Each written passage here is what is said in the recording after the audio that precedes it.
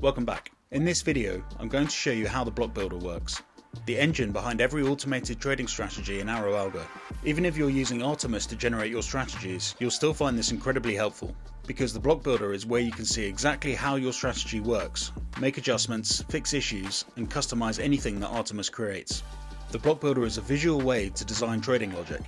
Every part of your strategy is a block, whether that's market data, an indicator, a rule, or a buy-sell action.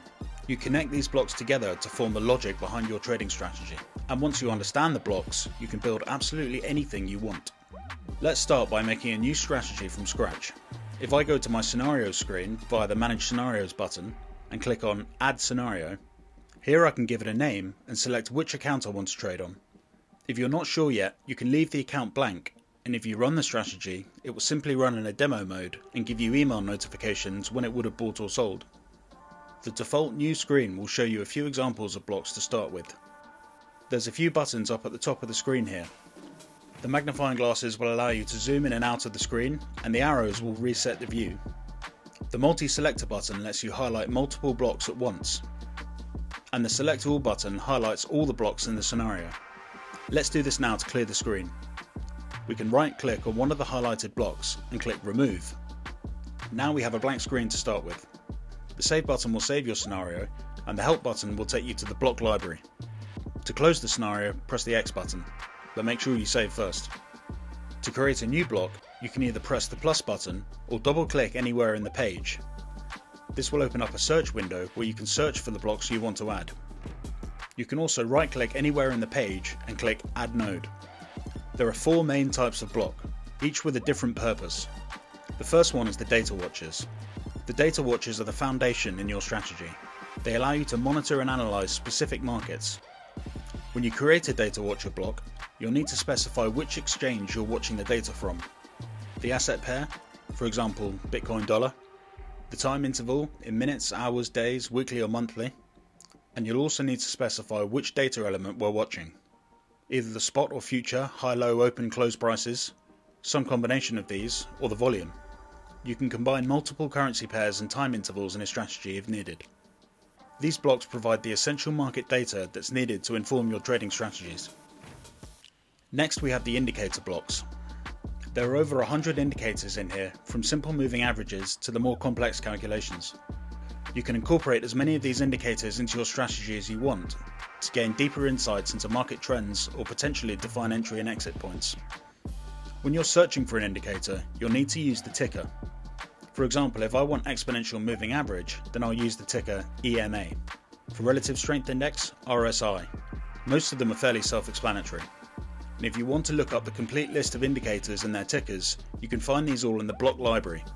The block library is on the website in the product guide, or you can click on the Help button here to jump straight there.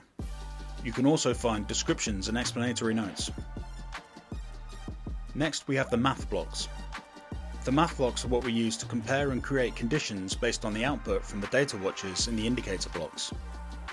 These blocks enable you to define precise rules for executing trades. If I use the condition block, for example, I can compare two or more values and set the condition to an or, an and, a more than or a less than. Let's look at an example. If I want to create a rule that only triggers if the 15-minute RSI is more than 70, and I've got a trade that's in more than 5% profit. I'm getting a data watcher in this case for Binance and feeding the 15-minute closing price into the RSI and last profit indicator blocks, and then link these to condition blocks. I can create two fixed number blocks and use these to specify the values. If you double click on the block, you can open up the parameters. I'm going to change this one to a 70 and this one to a 5. Connect the blocks by clicking and dragging from the output of one block to the input of another block.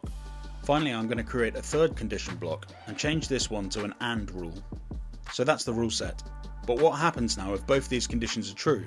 This brings us to our final block type, the action blocks. The action blocks are how we trigger the generation of signals for buying or selling based on the inputs from the other block types. When you create an action block, you'll need to specify the market in which this action is triggering, the currency pair, the order type, either a market order or a limit order, and whether the value is a fixed amount or a percentage of what's in your account. So for example, if I have $100 worth of Bitcoin in my account and I set this to 10%, then it's going to sell $10 worth. And if I change this to a fixed amount, then this will try and sell 10 bitcoins, which is obviously more than $100 worth, so the exchange wouldn't execute that signal. If I select a limit order, then I'll need to specify the limit price through this input. The buy and the sell blocks are for spot buy and spot sell, or the future open and close are to open and close futures positions. Back to our example. I'm going to connect our AND block to this sell block and set it to sell 100% of my position. So there you have it.